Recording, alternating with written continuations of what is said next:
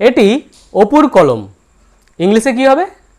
It is Apu's pen. আবার এগুলি আলী এবং খানের প্রতিষ্ঠান। ইংলিশে কি হবে? These are Ali's and Khan's firm. So এরকম বিভিন্ন জিনিসের প্রতি মানুষের বা কোনো সচেতন বস্তুর যে অধিকার বোঝায়, যেমন রামের বই, প্রিয়ার চিরুনি, তার ছাতা, আমার বাবার ঘড়ি, এই যে কোনো জিনিসের প্রতি যে অধিকার, সেটা ইংলিশ সেন্টেন্সে কিভাবে লিখব বা কিভাবে বলবো, সেটাই আজকের ক্লাসে দেখাবো। তাই আজকের ভিডিওটি খুবই গুরুত্বপূর্ণ হতে চলেছে, তাই বিনা স্কিপ করে ভিডিওটি পুরোটি দেখতে থাকো। So friends, I am Biswajit and you are watching my channel English কেরামতি।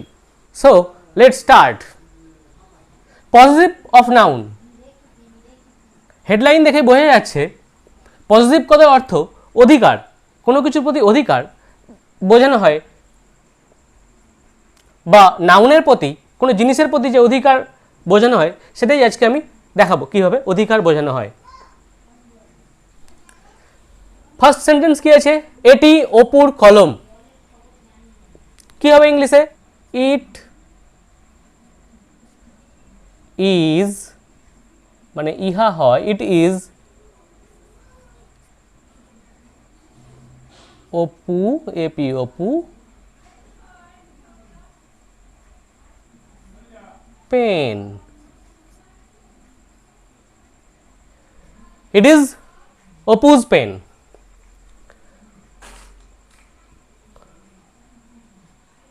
তো এই যে এটা আমরা ইট ইজ অপুজ পেন, তো এই জিনিসটার সঙ্গে আমরা আজ পরিচিত হলাম। অপুজ, এই যে ওপরে একটা কমা দিয়ে এস দেয়া আছে, এটাকে কি বলা হয়? এই কমা দিয়ে যে এসটা দেয়া আছে এটাকে কি বলা হয়? এটিকে বলা হয় অ্যাপোস্ট্রফি এস। এই কমা দিয়ে এই এসটাকে বলা হচ্ছে অ্যাপোস্ট্রফি এস। আজকের ক্লাসটা এই অ্যাপোস্ট্রফি এস দিয়ে আমরা করব। It is Apu's pen. আবার এই সেন্টেন্সটাকে আরও একরকমভাবে লেখা যায়। কেমন?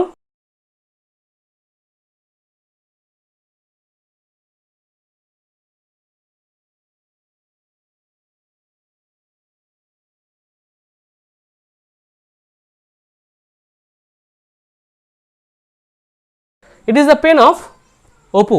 It is the pen of Apu. আমরা এই কথাটাকে এইভাবেও লিখতে পারি, it is the pen of Apu. তাহলে এই অপুজ পেন, এই কথাটার পরিবর্তে আমরা দ্য পেন অফ অপু করতে পারছি। তাহলে দ্য পেন অফ অপুর পরিবর্তে অপুজ পেন হয়ে যাচ্ছে।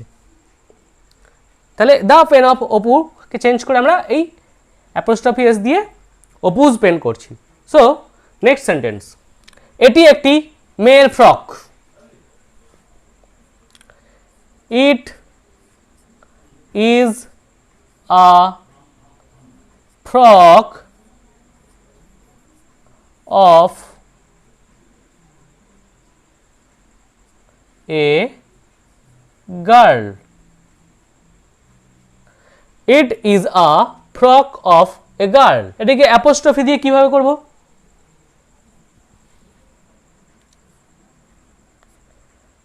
ইট is a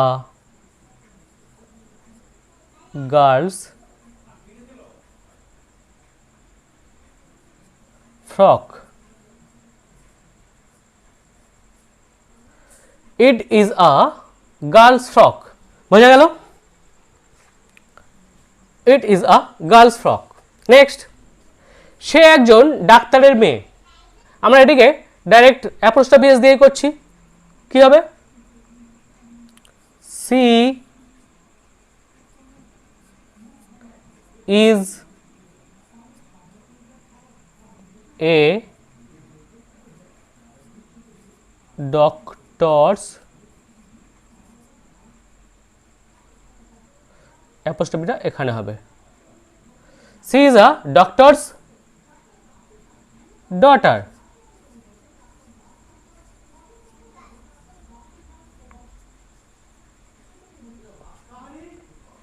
C is a doctor's daughter.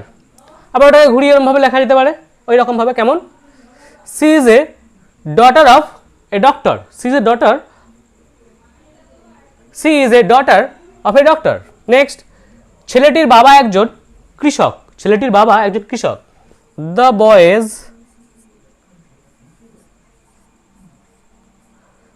Boys father, ছেলেটির বাবা, দ্য বয়েজ ফাদার, ছেলেটির বাবা একজন এ কৃষক, ইংরেজি কি? ফার্মার, FARMER, যারা কৃষিকাজ করে, ফার্মার। দ্য বয়েজ ফাদার, এখানে সরি ভুল হয়েছে একটু, the boys father is a farmer. The boys father is a farmer. বোঝা গেল? একই রকমভাবে ওই অফ দিয়ে করা যেতে পারে। The father of the boy is a farmer. Next, এইগুলি আলী এবং খানের প্রতিষ্ঠান। এইগুলি আলী এবং খানের প্রতিষ্ঠান। এইগুলি, these, THESE, plural these, plural, এখানে THESE, দিজ মানে এইগুলি, আর THIS, দিজ মানে এইটি। এখানে প্লুরাল সেন্সে আছে দিজ, THESE, দিজের পরে আর, যেহেতু এটা প্লুরাল আছে, these are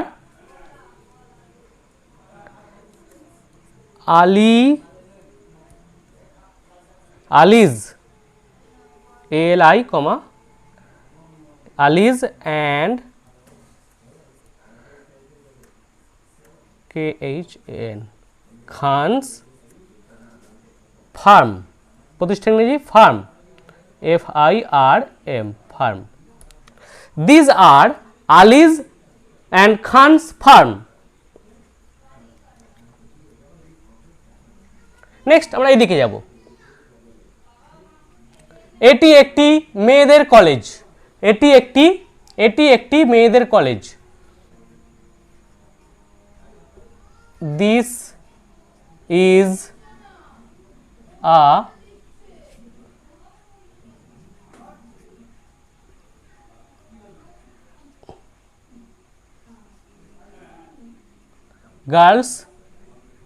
this is a girls college.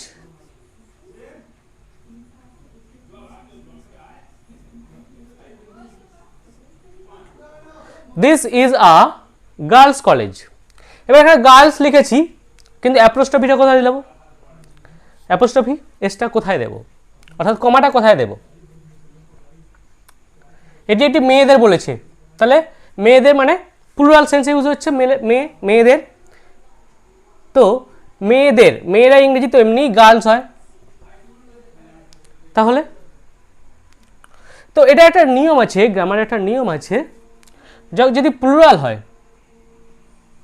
Plural noun হলে এবং শেষে যদি এস থাকে, প্লুরাল নাউন হলে যদি সেটা শেষে এস থাকে, তখন এসের পরে একটা জাস্ট কমা দিতে হয়, তারপর আর কোনো এস দিতে হয় না। গার্লস, এটা খুব ইম্পর্টেন্ট, মনে রাখতে হবে।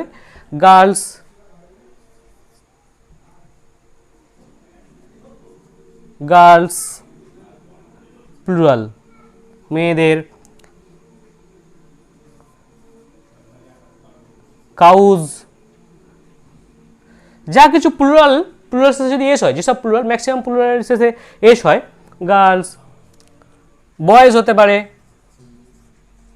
বয়েজ প্লুরাল, তারপরে এস হবে, এস এর পরে অ্যাপোস্ট্রফি দিতে হবে, মানে অ্যাপোস্ট্রফি শেষে দিতে হবে।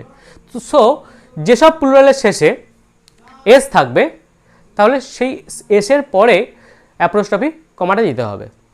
ওকে, এটি একটি ছেলেদের স্কুল। এটি একটি ছেলেদের school. This is a boys school, this is a boys school. এখানে সরি এটা হবে না, ছেলেদের বলেছি, ছেলেরা প্লুরাল, তাই প্লুরালে শেষে এস থাকলে এসের পরে এই অ্যাপোস্ট্রফি কমাটা হবে বা অ্যাপোস্ট্রফি চিহ্নটা হবে। সো এটা খুব ইম্পর্টেন্ট জিনিস, যেসব প্লুরালের শেষে এস থাকে এসের পরে কিন্তু এই অ্যাপোস্ট্রফিটা বসে। এটি মেয়েদের হোস্টেল। সাধারণত আচ্ছা এটা কি হবে, দিস, এই যে দিস টিচ আইস দিস এগুলো সব হচ্ছে সিঙ্গুলার দিস, এটি, this is a women's hostel,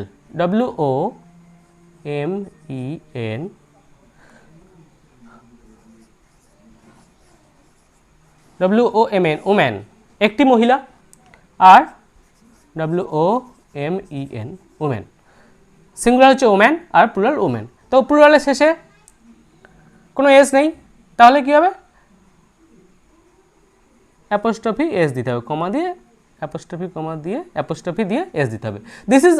this is women's hostel, HOSTEL, this is women's hostel. Next, এটি শিশুদের উদ্যান।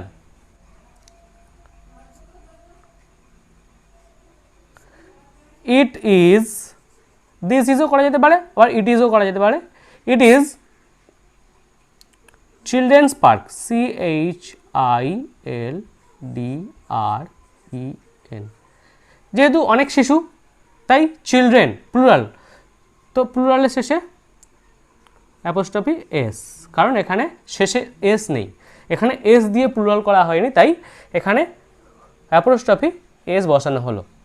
ইট ইজ চিলড্রেন্স পার্ক, শিশুদের উদ্যান ইংরেজি চিলড্রেন্স পার্ক।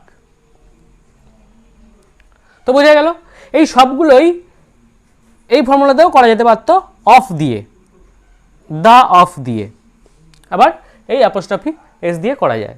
এটি আলী এবং খানের প্রতিষ্ঠান। আমরা আগেও একটা উদাহরণ করেছি, এখানে এগুলি আলী এবং খানের প্রতিষ্ঠান,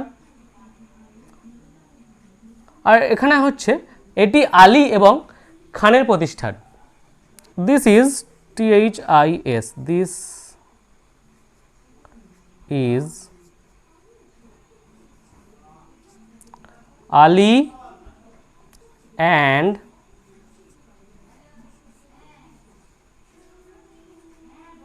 Khan's farm. This is Ali and Khan's farm. এবার একটু এই দুটোর মধ্যে তুলনা করে, এই দুটোর মধ্যে কম্পেয়ার বা তুলনা করে দেখলে দেখা যাবে, এখানে করেছিলাম কি, this are Ali's and Khan's firm, মানে এগুলি হলো আলী এবং খানের প্রতিষ্ঠান, আর এখানে এটি আলী এবং খানের প্রতিষ্ঠান, this is Ali and Khan's farm. এটা খুব ইম্পর্টেন্ট, এই জিনিসগুলো, এই ধরনের জিনিসগুলো কম্পিটিটিভ এক্সাম বা চাকরির পরীক্ষাতেও এই ধরনের কোশ্চেনগুলো আসে, এই ধরনের গ্রামাটিক্যাল জিনিসগুলো চাকরির পরীক্ষাতে আসে, সেগুলো একটু ভালো করে জেনে নেবে বন্ধুরা।